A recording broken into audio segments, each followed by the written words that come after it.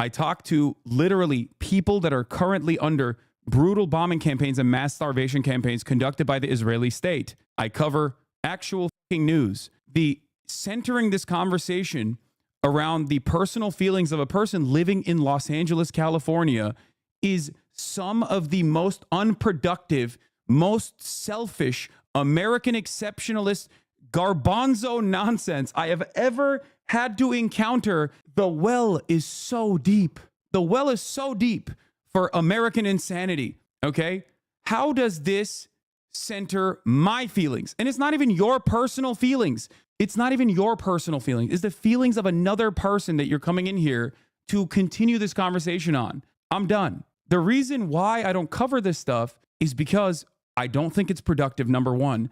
I think it's for a lot of people who simply care about the drama of it all, not necessarily about the real impact. I think it's a great disservice to the people that I have met, both online and people that I've had here in person. Like when I think about these issues, I think about like, how will I face Motaz Azaiza? Okay. A man born in Gaza, okay, his family originally from Gaza, a man who was able to escape Gaza, a photojournalist whose assistant second in command friend and journalist was assassinated by the Israeli state. Whenever I think about these issues, like I think about him. I think about Hossam in North Gaza right now. I think about Omar, who has had to move from place to place inside of Gaza time and time again, whose friend Meadow, who was a fan of this stream as well, who was assassinated by the Israeli state. And when I think about those people that are still there, that are still trying to survive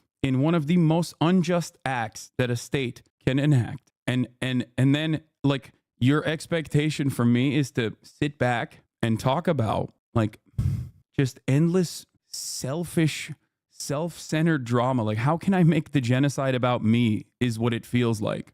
It feels hollow. It feels like it's a disservice. And I get kind of grossed out when I see my own chatters coming in here to try and consistently repeat these talking points. There's a genocide occurring and people are like, well, you interviewed a Yemeni teenager who was a survivor of genocide 9 or 10 months ago at this point, and I think it's really problematic that you did that. Yeah, okay.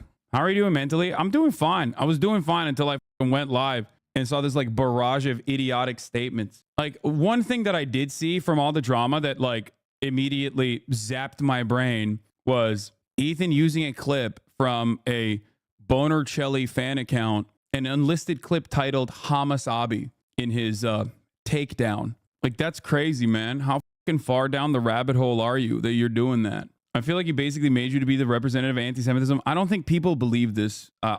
It's abhorrent. It's completely unacceptable. I've never allowed it, and I will never allow it. Like, that's it. And I think his own community is still very much upset at him. And I don't think that like it's something that I don't think that he understands. Like, not every single person that's upset at him is like a fan of mine. I was live yesterday. I wasn't talking about this shit. And I saw some of the comments before they disabled the comments. Like, I saw people with the screenshots of the comments. All the top comments are like, dude, what are you doing? Like, I'm saying this again, and I said this yesterday. It's not that you boost anti-Semitism. It's that you let it run with the community and the mods. I do not. Okay? I can't in good conscience. Like, look, people have time and time again come after me for a litany of different idiotic things, right? I think it was like Abba and Preach that said that I called them transphobic. That was like unacceptable or whatever. And then they said I was transphobic. And then there was so many people that would constantly come in here and be like, Hasan, you're transphobic, huh? Over and over again. And only time causes people to like truly comprehend what I'm about. I'm just going to keep doing what I'm doing. And I'll just hope that people will be charitable. I have a problem with Zionism. I've never had a problem with Jewish people. I've always, and will continue to always defend Jewish people against anti-Semitism. Zionism, especially when attached to the actions of Israel now being claimed as a thing that all Jews believe and respond to positively, with this like vague, constantly changing, constantly shifting understanding of what Zionism actually is inherently anti-Semitic. The idea that Jews are a monolith or are of one mind on this issue is anti-Semitic. Zionism is not Judaism. If you understand, I mean, this is from 2021, stop conflating Jews all around the world with a horrific, violent Israeli occupation. You are being anti-Semitic when you claim that all Jews are a monolith in their unconditional support for a far-right, ultra-nationalist, ethno-state government engaging in war crimes. Majority report agreeing with you. The term Zionism can sometimes encounter issues because there are many Jews who identify with the term for reasons of upbringing or whatever and fit with the Einstein version more or less. Jewish community and pluralistic Palestine. Yeah, that definition, Einstein didn't agree with either and recognized was wrong. Einstein would now be considered an anti-Zionist with his attitude about what the nation-state project of Israel looked like early on. That's the problem, okay? You can't just like assume that this is something that it objectively isn't. It's like saying, well, I don't know, a lot of people grew up with the understanding that Israel is a democracy. Okay, I don't care. It's not. What do you mean? It's a ridiculous thing to be like, well, sorry, social conditioning actually is more important in this circumstance. Well, it's not. It's not the truth. What do you want me to do? Fucking lie to you? That's what's crazy about this entire process is that you can't imagine something that Israel is not. Okay, you can't imagine an alternative reality of what Zionism should be when it's not that, and then just be like, and I feel like I'm being hurt in this circumstance. I don't know how else to go about this. I don't get it. I don't fully comprehend it. I don't know what to say. What a ridiculous conversation to have over and over and over again. It is a settler colonial project. That is what it is. The issue, however, is that it is a settler colonial project that has unfolded in front of our eyes at a time when we've learned too much about the mistakes of the past when we were growing up. So it is at odds with what we think is right and wrong. So you can't make up for that. It would have still been wrong if it was conducted in the 17th century, but we're not in the 17th century. So he's not lying about experiencing harassment, but he's totally neglecting the truth that is not encouraged by Hasan or that it's the norm of life. His brain is broken, is sad. Like, I'm sure he's experiencing harassment. Of course he's experiencing harassment. I haven't stopped experiencing harassment since October 7th. Everyone that has any opinion on this is going to get shit on.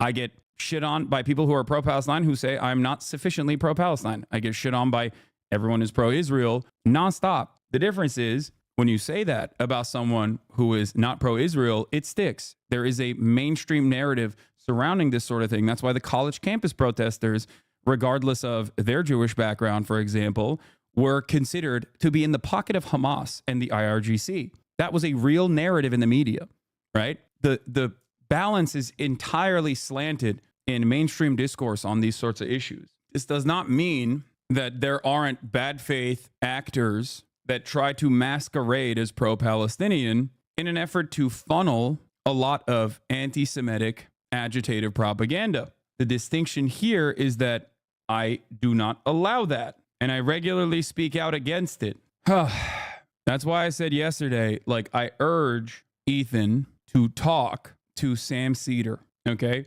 There are very thoughtful, very kind, very understanding, and much less, how do I say this? Like, much less straightforward anti-Zionist Jews out there that he could talk to, I think, develop a different understanding of these matters. I don't think that I will be able to reach him, but maybe they could. That's it. Because the reason why I bring up Sam Cedar is because, well, not only is he my uncle, okay, my real uncle, and not my fake uncle like Jank, but also because I think he is an incredibly thoughtful person that will broach the subject with a lot more charitability than someone like Felix will.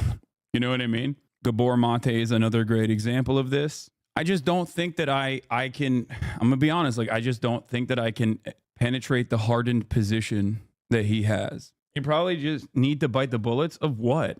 Bite what bullets? Just stop covering Gaza? Stop speaking to the humanity of the victims? Just bite the bullet on the Tim Houthi kid? Why? Why would I ever turn around and take accountability over the fucking tweets of a dude in Yemen who could be killed by American bombing campaigns that are happening in his neighborhood every goddamn day? What an insane, like, listen to yourself, okay? Listen to yourself. There is no bullet to bite.